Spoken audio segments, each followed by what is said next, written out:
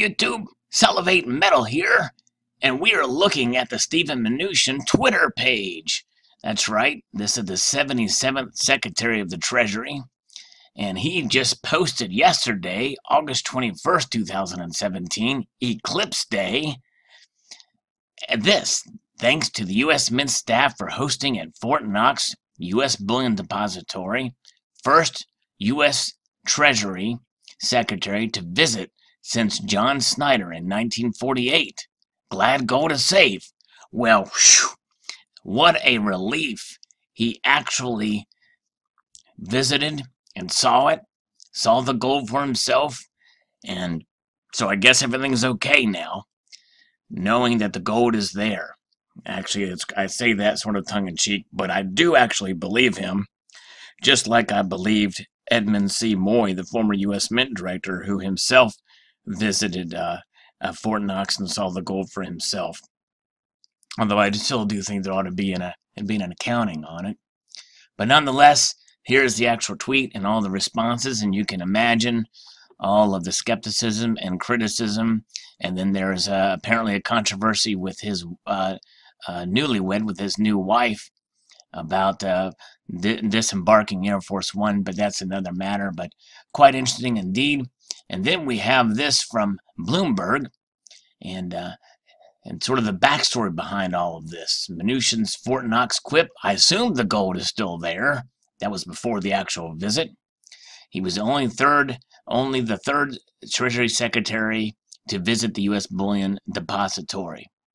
There's $200 billion worth of gold, though not counted since 1953. That's interesting. U.S. Treasury Secretary Stephen Mnuchin paid a rare official visit to Fort Knox to check out the nation's gold stash on Monday, while keeping an open mind for future film projects. And this is quite funny here. I assume the gold is still there, the former Hollywood producer quipped an audience in Louisville, Kentucky, 40 miles north of the U.S. Bullion Depository. It would really be quite a movie if we walked in and there was no gold. After the visit, he playfully reassured Americans the treasure was still secure. Glad gold is safe, he wrote in a post on Twitter, which we saw.